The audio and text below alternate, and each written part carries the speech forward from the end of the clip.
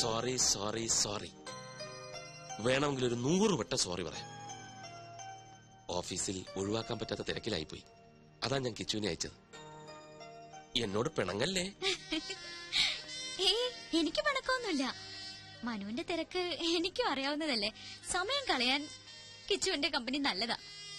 So funny. എന്താ? അല്ല, ഇവിടെ പറഞ്ഞതാ.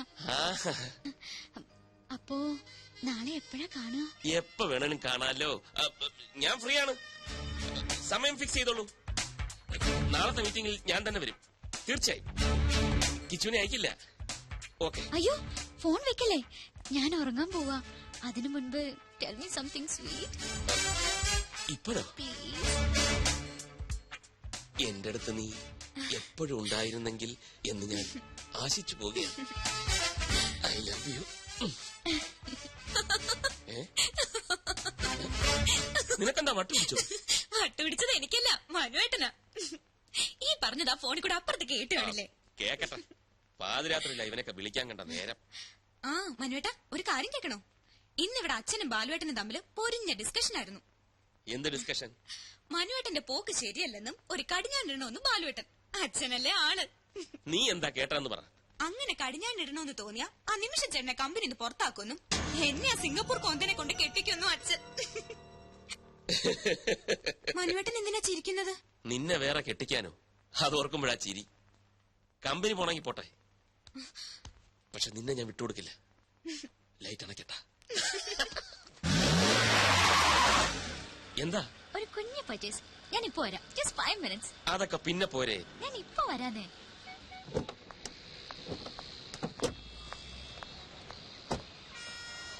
ഇതൊരു നടക്ക് പോവില്ല.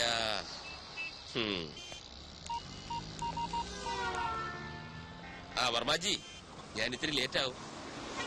ആ വെൽക്കം ഗ്രൂപ്പിന്റെ മീറ്റിംഗ് വർമാജി അറ്റൻഡ് ചെയ്താൽ മതി. ആ അവള് കൊണ്ട് കൂടെ. ലേക്ക് സൈഡ് റിസോർട്ടിൽ ഒരു സ്യൂട്ട് റൂം ബുക്ക് ചെയ്തിട്ടുണ്ട്.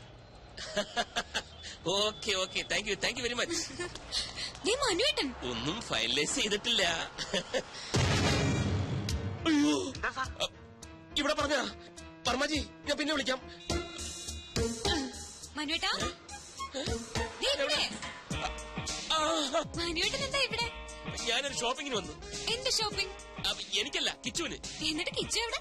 കിച്ചു അകത്തോട്ട് പോയി. ഞാൻ അങ്ങോട്ട് പോകാനാണ് പോവാൻ. എന്നാ ഞങ്ങളും നടത്തി കുറച്ച് ഷോപ്പിംഗ്. ദേ മനുവേട്ടൻ ഒരു അടിപൊളി ഷർട്ട് വാങ്ങിയിട്ടുണ്ട്, കാണിക്കാം. അതൊക്കെ വിശദമായിട്ട് വീട്ടിൽ ചെന്നിട്ട് കാണാം. പൊയ്ക്കോ പൊയ്ക്കോ, ഭയങ്കര വെയില്. ഇന്നെങ്കിലും ഒന്ന് നേരത്തെ വരില്ല മനുവേട്ടാ? ഇന്ന് നേരത്തെ വരും. മനു, മനുവിന് വന്നേ.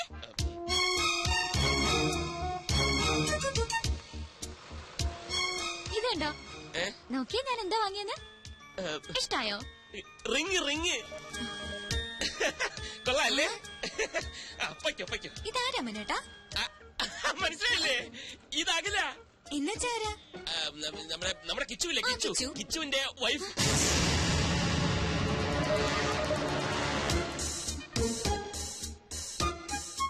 കിച്ചു എപ്പോഴാ കല്യാണം കഴിച്ചത്?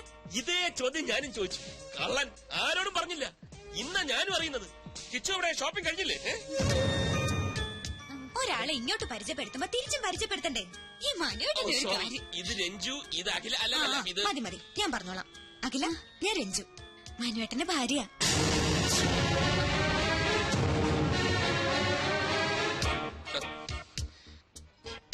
ഇനിയിപ്പൊ പൊയ്ക്കൂടെ? പ്രോമിസ് ചെയ്ത പോലെ നേരത്തെ വരണേ. Okay, by Akhila.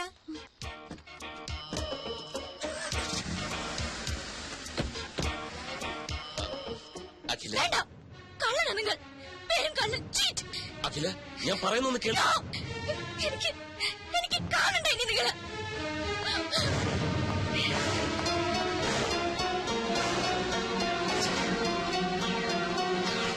Sir please, എന്നെ നിർബന്ധിക്കരുത്. സാറിന് വേണ്ടി എന്തിനു ഞാൻ കൂടെ നിന്നിട്ടുണ്ട്. പക്ഷെ ഇതെനിക്ക് വയ്യ.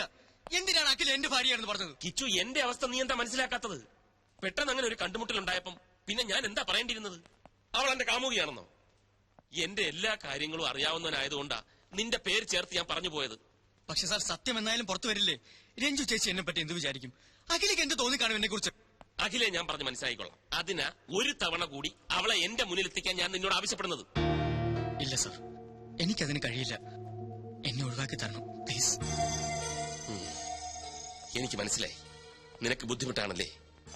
സ്വന്തം അനുജന്റെ സ്ഥാനത്താ നിന്നെ ഞാൻ കണ്ടത്. ഏതാപത്തിനും കൂടെ നിൽക്കുമെന്ന് വിചാരിച്ചു. തെറ്റിപ്പോയി, എനിക്ക് തെറ്റിപ്പോയി. ചെന്ന് പറയാൻ ഞാൻ രഞ്ജുവിനോട് എല്ലാം നുണയായിരുന്നു. അഖില എന്റെ കാമുകയാണെന്ന്. അതോടെ എല്ലാം അവസാനിക്കും. ഈ സ്ഥാപനവും സ്ഥാനമാനങ്ങളും എല്ലാം തകർന്നടിയട്ടെ. ഞാനൊരു തെണ്ടിയെ പോലെ ഈ റോഡിലൂടെ അലയട്ടെ. എല്ലാം തൊലയട്ടെ. എന്നാ പിന്നെ എന്തിനാ നിന്റെ സ്വപ്ന സൗധം മാത്രം ബാക്കി? അതും തൊലയ സാർ.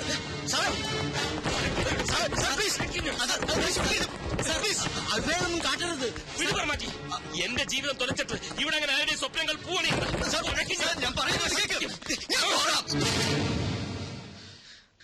ഞാൻ പോകാം. അഖിലയുമായി സംസാരിക്കാം. അവളെ സാറിന് മുമ്പിൽ കൊണ്ടുവരാം. ഇതാ പണം. ഇനിയും വേണോ? തരാം. വേണ്ട സാർ, ഒന്നും വേണ്ട. സാറിനത് എന്തു പറ്റി?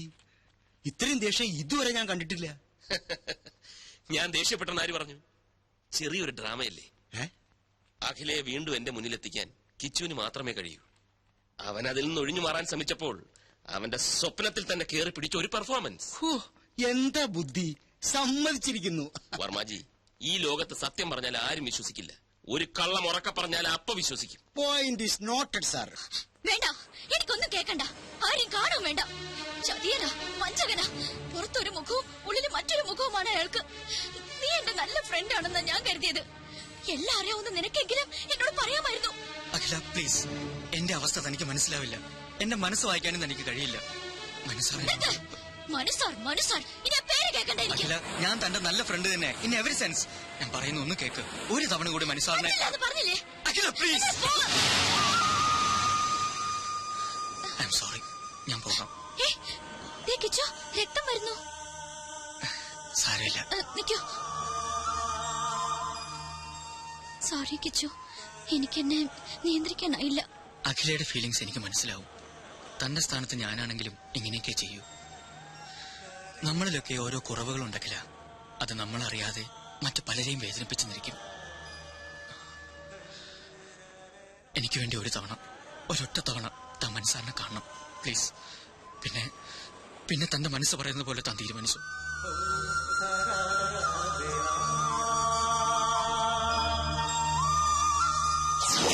ഇനി എന്താ പറയാനുള്ളത്? ഒരു നുണ മറയ്ക്കാൻ മറ്റൊരു നുണ, അല്ലാതെന്താ? അഖിലയോട് ഞാൻ ഒരു നുണയും പറഞ്ഞിട്ടില്ല. ഇല്ലായിരിക്കാം, പക്ഷേ പറയേണ്ട ഒരു സത്യം മാത്രം പറഞ്ഞില്ല. നിങ്ങൾ വിവാഹിതനാണെന്ന സത്യം. ഇല്ല, പറഞ്ഞില്ല. എന്തുകൊണ്ട്? അത് സത്യമല്ലാത്തതുകൊണ്ട്. രഞ്ജു എന്റെ അമ്മാവന്റെ മകളാണ്.